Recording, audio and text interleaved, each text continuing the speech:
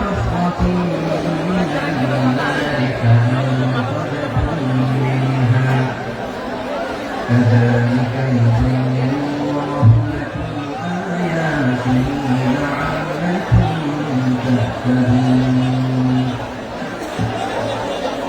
إن الله وملائكته يصلون على النبي يا أيها الذين آمنوا صلوا عليه وسلموا تسليما اللهم صل على محمد وعلى آل محمد كما صليت على إبراهيم وعلى آل إبراهيم إنك حميد مجيد اللهم بارك على محمد وعلى آل محمد كما باركت على إبراهيم وعلى آل إبراهيم إنك حميد مجيد সকল প্রশংসা মালিককে সকল ক্ষমতার উৎসকে কেউ যেতে পারে না পারে সে আল্লাহর দরবারে আমরা শুকরগুজার হচ্ছি করে নিচ্ছি কালিমাত শুকর আলহামদুলিল্লাহ সবাই গলা খুলে আওয়াজ করে পড়ুন রব্বানা লাকাল হামদ হামদান কাসীরা طيبا مباركا فيه يا ربي لك الحمد كما ينبغي لجلال وجهك وعظيم سلطانك لك الحمد بالإيمان لك الحمد بالإسلام لك الحمد بالقرآن মরহুম মাওলানা শহীদুল্লাহ স্মৃতি সংসদ ও পেকুয়া সমাজ উন্নয়ন পরিষদের যৌথ উদ্যোগে আয়োজিত আজকের অষ্টম তাফসীরুল কোরআন মাহফিলে সম্মানিত সভাপতি প্রধান অতিথি বিশেষ অতিথি মঞ্চে উপবিষ্ট মেহমানবৃন্দ এবং দেশ বরেণ্য প্রথিতযশা ওলামায়ে কেরাম যারা সকাল 10টা থেকে আজকে এই বিশাল তাফসীরুল কোরআনের ময়দানে আলোচনা করেছেন আমি সবার কৃতজ্ঞতা অভিনন্দন মোবারকবাদ জানিয়ে শুরু করছি আল্লাহ রাব্বুল ইজ্জত জালালের দরবারে শুকরিয়া জ্ঞাপনের পাশাপাশি আমি আপনাদের শুকরিয়া জানাই যারা কক্সবাজারের বিভিন্ন থানা থেকে চট্টগ্রামের বিভিন্ন থানা থেকে এবং বাংলাদেশের বিভিন্ন জেলা থেকে আজকে আমাদের এই প্রোগ্রামে প্রায় দীর্ঘ 5 বছর পর প্রোগ্রাম দিয়ে এবছর আমরা প্রোগ্রাম শুরু করছি সেই প্রোগ্রামে আপনারা জয়েন করেছেন আপনাদের সবাইকে অন্তরের অন্তঃস্থল থেকে শুভেচ্ছা জানাই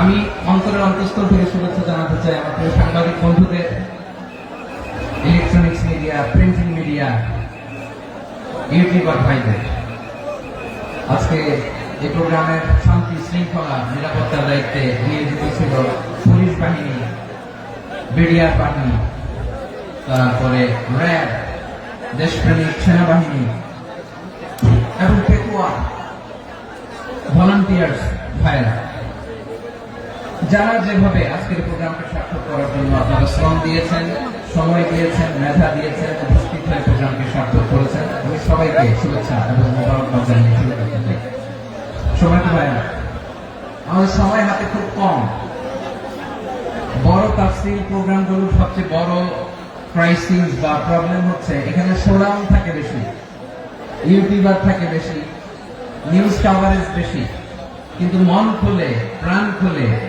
নিঝুম নিস্তব্ধ একটা পরিবেশে কথা বলার যে সুযোগ সেটা হয়ে ওঠে না কিন্তু আমরা একটু কষ্ট করলে একটু স্যাক্রিফাইস করলে এটা সম্ভব আমি শুরুতে হাত জোর করে আল্লাহর ওয়াস্তে আপনাদেরকে চুপ থাকতে বলেছি কোনো ভলান্টিয়ার আপনাকে বলবে না একজন আরেকজনকে বলবে না একে অন্যকে বলার দরকার নেই থামো সরো জায়গা নাই কিছু বলার দরকার নাই শুধু চুপ থাকতে হবে মেহেরবানি করে কয়েকটা মিনিট আল্লাহর ওয়াস্তে যদি মেহেরবানি করে চুপ থাকতে পারেন কয়েকটা কথা শেয়ার করবেন সামনে এইদিকে ঠিক হয়ে গেছে মাশাআল্লাহ এই দিকটা তো আল্লাহর ওয়াস্তে ধাক্কা ধাক্কি জায়গা না হলে পেছনে চলে যাও আমাকে দেখা লাগবে জরুরি না তো, এলইডি আছে, এখানেও দেখা যাবে, ওখানে চলে যাও। ধাক্কা ধাক্কি করে ঘেমে ঘর্মাক্ত হয়ে কি একটা কঠিন অবস্থা। শীতের সিজন মনে হয়, আমি তো ঘামতেছি, হ্যাঁ ফ্যানটা বাড়াই দিতে হবে, ঘামতেছি টোটাল।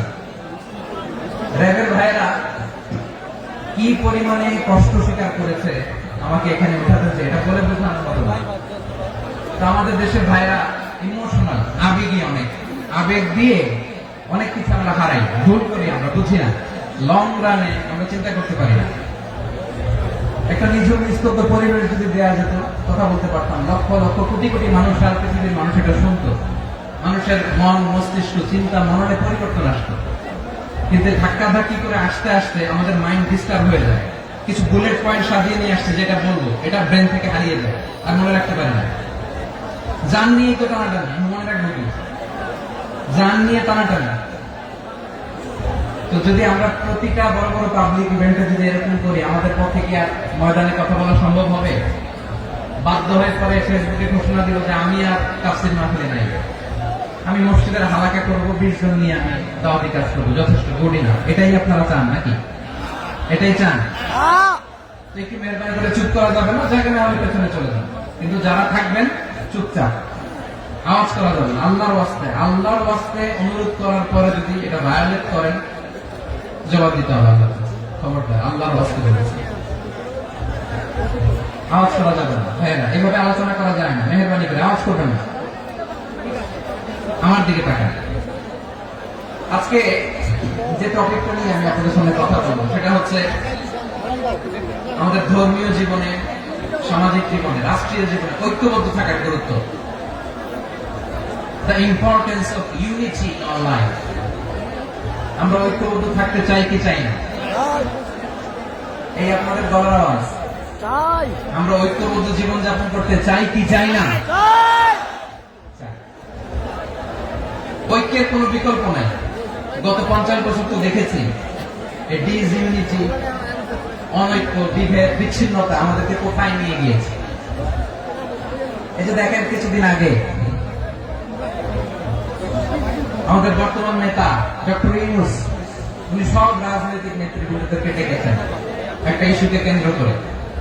তার মানে গোটা বাংলাদেশ এক হয়ে গিয়েছে। আমরা সবাই উদ্বেলিত হয়েছে, উচ্ছ্বসিত হয়েছে, ঠিক কিনা বলেন? রাজনৈতিক নেতাদেরকে ডেকেছেন উনি, আমরা এক হয়েছি। এরপর ধর্মীয় অঙ্গনের যে লিডাররা, বিভিন্ন ধর্মের, শুধু মুসলিম না, সবাইকে ডেকেছেন, আমরা ঐক্যবদ্ধ হয়েছি। এটাকে বলে ন্যাশনাল ইউনিটি, জাতীয় ঐক্য। যে কোনো ধরনের কনস্পাইরেসি, ষড়যন্ত্র, আধিপত্যবাদ মোকাবেলায় জাতীয় ঐক্যের চেয়ে মুখ্য হাতিয়ার আর নয়। আমাদের একটা প্রতিবেশী দেশ আছে, আমরা আমাদের দেশ নিয়ে যত ভাবি, তারা তার চেয়ে বেশি ভাবে। কথা বুঝতেছেন না? আরো ভেঙে বলতে হবে। হ্যাঁ, আমরা আমাদের দেশ নিয়ে যত উদ্বিগ্ন, এদের আরো টেনশন বেশি। বলেন, আমাদের দেশে শান্তি আছে না নাই? আমরা হিন্দু মুসলিমে কখনো দাঙ্গা লাগে? আসতে বলেন কেন লাগে? ওদের পূজা পর্বণে আমাদের মাদ্রাসার ছেলেরা যে পাহারা দেয়, চিল্লায় বলেন ঠিক কিনা? আমাদের তাফসীর মাহফিলের সময় ওরা ডিস্টার্ব করে, ধরবা যায় না। ওদের পূজা পর্বণের সময় আমাদের তাফসীর মাহফিলের ডেট হলে আমরা চেঞ্জ করে দিই। সুবহানাল্লাহ, কি সাম্প্রদায়িক সম্প্রীতির রোল মডেল। আর ওই বাংলাদেশের ব্যাপারে তারা অনেক ডিস ইনফরমেশন ছড়াচ্ছিল। ভারতের অনেকগুলো গণমাধ্যম, আমি জেনারেলাইজ করবো না, আমাদের প্রতিবেশী দেশের সব গণমাধ্যমকে আমি দোষ দিতে চাই না, অনেকগুলো গণমাধ্যম তারা ডিস ইনফরমেশন শেয়ার করেছে।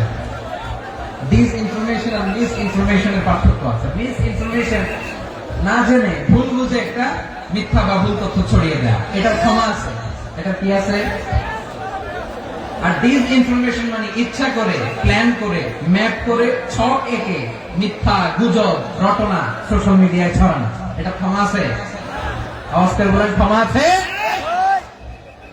ভারতের কিছু গণমাধ্যম তাই করেছে, আমরা ব্যথিত হয়েছি, আমাদের হৃদয়ে রক্তক্ষরণ হয়েছে। আমাদের প্রতিবেশী দেশকে বলতে চাই, আমাদের দেশ নিয়ে আপনাদের ভাবার দরকার নেই, নিজের চরকায় তেল দেন, নিজের দেশ নিয়ে ভাবেন। গত মাসের ভয়েস অফ আমেরিকার রিপোর্ট, বাংলাদেশে সংখ্যালঘু জনগোষ্ঠী আগের চেয়ে বেশি নিরাপত্তা পাচ্ছে। Report voice of America, Muslim report নাকি মুসলিম জরিপ, ভয়েস অফ আমেরিকা, কথা বুঝে নাই বোধ হয়। ভয়েস অফ আমেরিকা কি আমাদের রিপোর্ট না, ভয়েস অফ আমেরিকার জরিপ বাংলাদেশের সংখ্যালঘু জনগোষ্ঠী আগের চেয়ে ভালো নিরাপত্তা পাচ্ছে। শুধু এখানেই শেষ না, মাইক্রোসফটের একটা জরিপ শোনায় আপনাদেরকে। তারা সারা পৃথিবীতে গুজব, ভুয়া আর মিথ্যা নিউজ ছড়ানোতে কোন দেশ সেরা একটা রিপোর্ট করেছে। এর মধ্যে 1 নম্বরে এসেছে ভারতের নাম। মাইক্রোসফট তো মুসলমানরা চালায় না, কথা বোঝে নাই বোধ হয়। প্রতিবেশী দেশকে বলবো, আপনারা নিজের চরকায় তেল দেন, আপনারাও শান্তিতে থাকেন, আমাদেরকেও শান্তিতে থাকতে দেন। সব চেঞ্জ করা যায়, প্রতিবেশী চেঞ্জ করা যায় না। আমাদের ল্যান্ড তাদের ল্যান্ড, পাশাপাশি। আমরা চাই তারাও সুখে থাক, আমরাও সুখে থাকি, ঠিক কিনা? কিন্তু প্রতিবেশী হলে বন্ধুত্বপূর্ণ আচরণ করতে হয়। প্রতিবেশী যদি বন্ধু না হয়ে প্রভু হতে চায়, এরকম দানব প্রতিবেশী কেউ চায় না।